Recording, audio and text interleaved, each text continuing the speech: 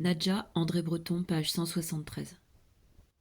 J'envie, c'est une façon de parler, tout homme qui a le temps de préparer quelque chose comme un livre, qui, en étant venu à bout, trouve le moyen de s'intéresser au sort de cette chose ou au sort qu'après tout cette chose lui fait.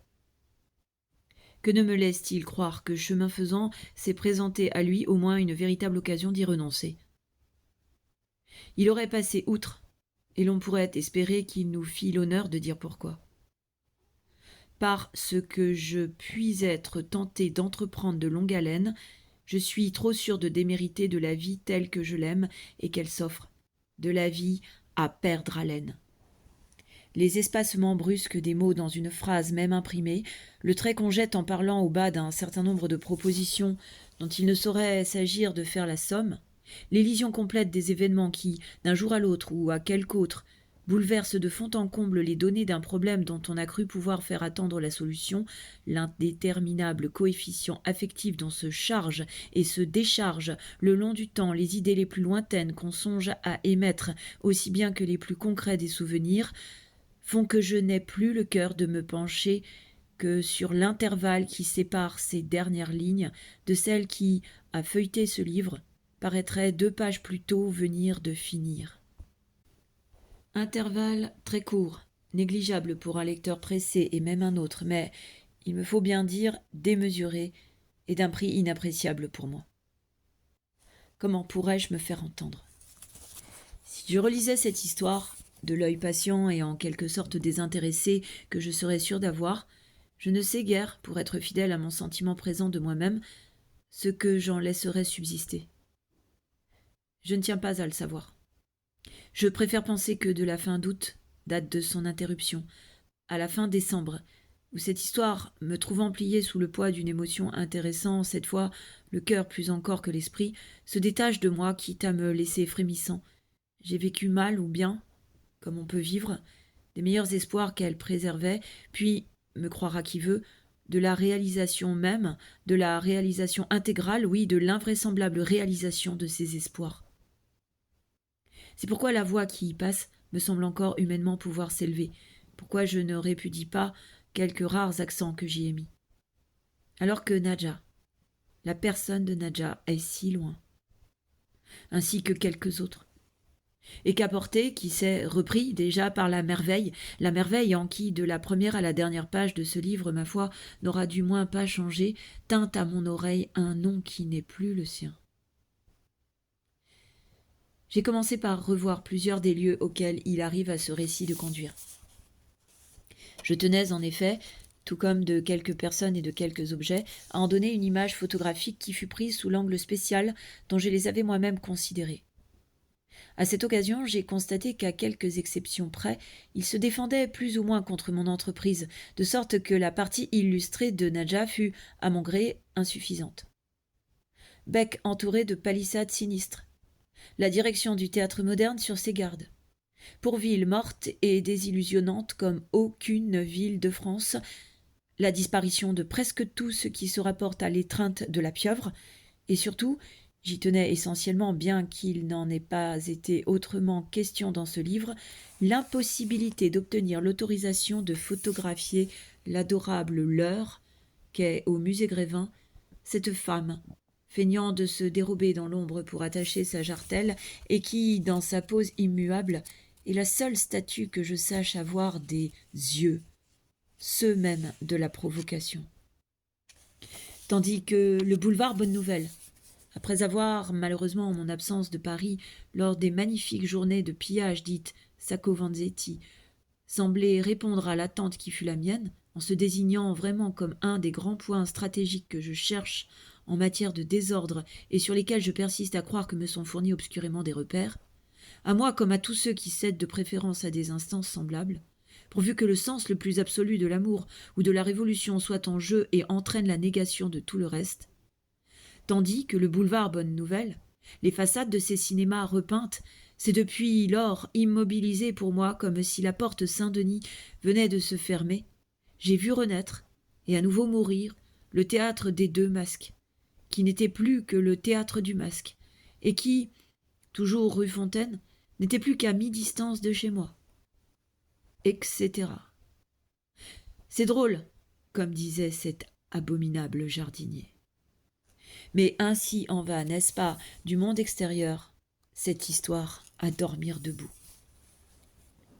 Ainsi fait le temps, un temps à ne pas mettre un chien dehors. Ce n'est pas moi qui méditerai sur ce qu'il advient de la forme d'une ville, même de la vraie ville distraite et abstraite, de celle que j'habite par la force d'un élément qui serait à ma pensée ce que l'air passe pour être à la vie. Sans aucun regret, à cette heure, je la vois devenir autre et même fuir. Elle glisse, elle brûle, elle sombre dans le frisson d'herbes folles de ses barricades, dans le rêve des rideaux de ses chambres où un homme et une femme continueront indifféremment à s'aimer.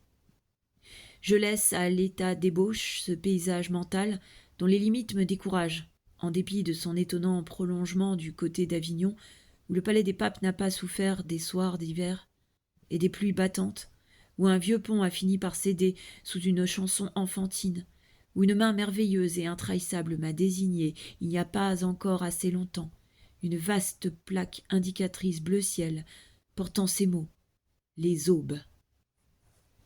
En dépit de ce prolongement, et de tous les autres qui me servent à planter une étoile au cœur même du fini.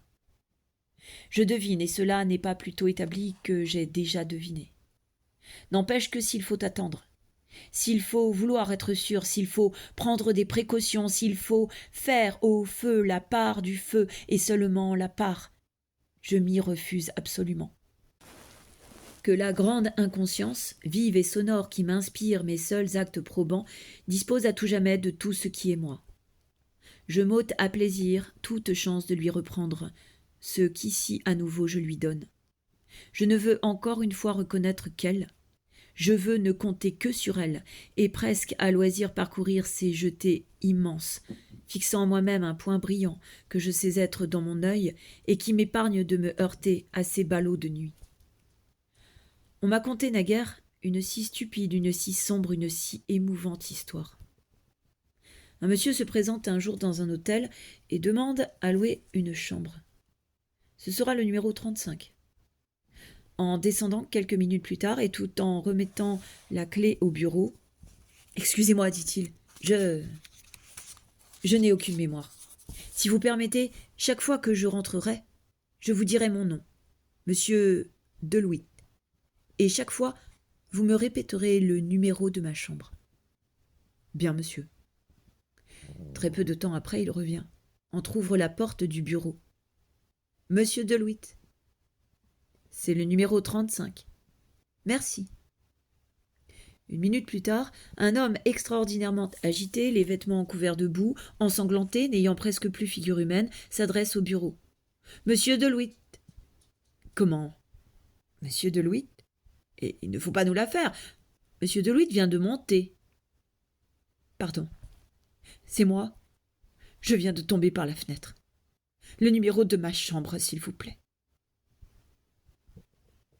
C'est cette histoire que moi aussi, j'ai obéi au désir de te conter, alors que je te connaissais à peine. Toi qui ne peux plus te souvenir, mais qui ayant, comme par hasard, eu connaissance du début de ce livre, es intervenu si opportunément, si violemment et si efficacement auprès de moi, sans doute pour me rappeler que je le voulais battant comme une porte, et que par cette porte je ne verrais sans doute jamais entrer que toi. Entrer et sortir que toi. Toi qui, de tout ce qu'ici j'ai dit, n'auras reçu qu'un peu de pluie sur ta main levée vers les aubes. Toi qui me fais tant regretter d'avoir écrit cette phrase absurde et irrétractable sur l'amour, le seul amour, tel qu'il ne peut être qu'à toute épreuve.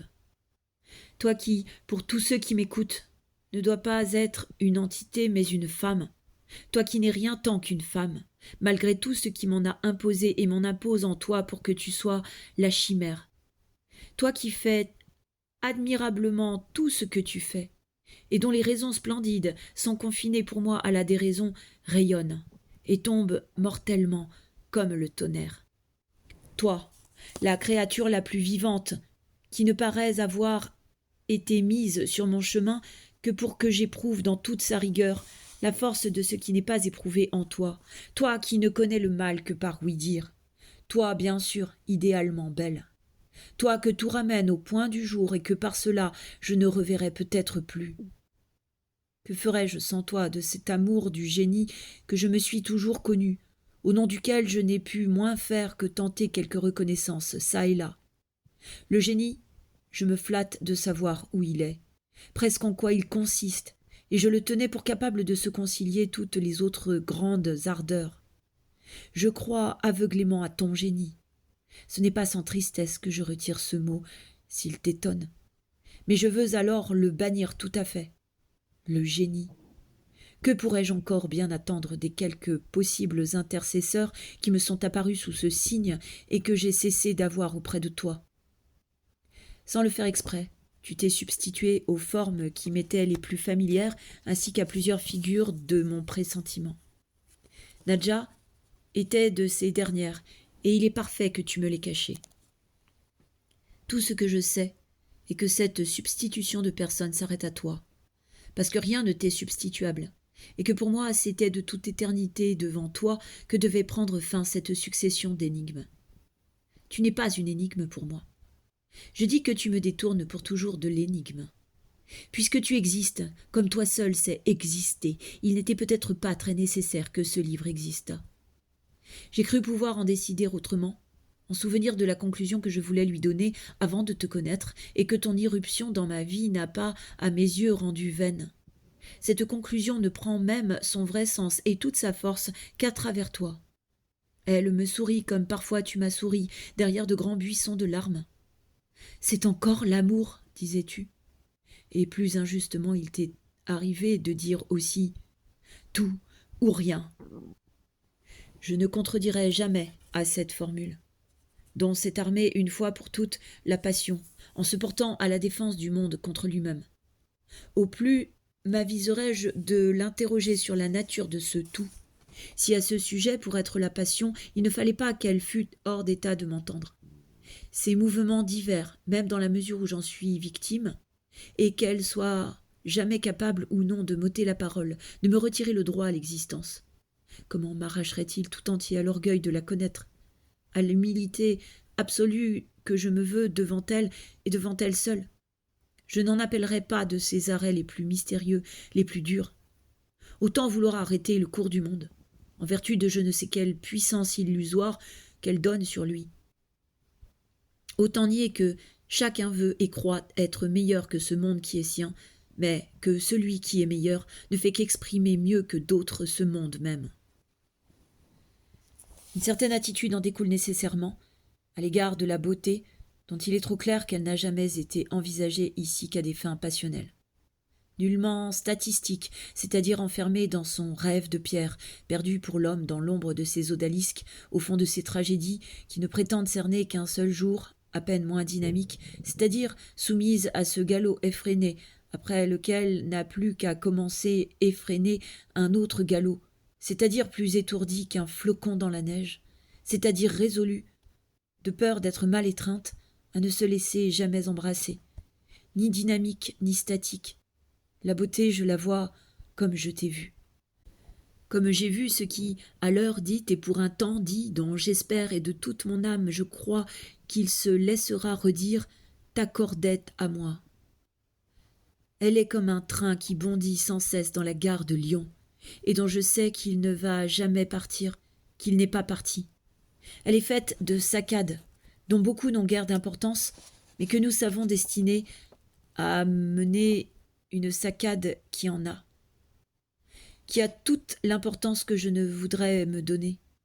L'esprit s'arroge un peu partout des droits qu'il n'a pas. La beauté ni dynamique ni statique. Le cœur humain beau comme un sismographe. Royauté du silence. Un journal du matin suffira toujours à me donner de mes nouvelles. X, 26 décembre. L'opérateur chargé de la station de télégraphie sans fil située à l'île du Sable a capté un fragment de message qui aurait été lancé dimanche soir à telle heure par le... Le message disait notamment « Il y a quelque chose qui ne va pas », mais il n'indiquait pas la position de l'avion à ce moment et, par suite de très mauvaises conditions atmosphériques et des interférences qui se produisaient, l'opérateur n'a pu comprendre aucune autre phrase ni entrer de nouveau en communication. Le message était transmis sur une longueur d'onde de 625 mètres. D'autre part, étant donné la force de réception, l'opérateur a cru pouvoir localiser l'avion dans un rayon de 80 km autour de l'île du Sable. La beauté sera convulsive ou ne sera pas.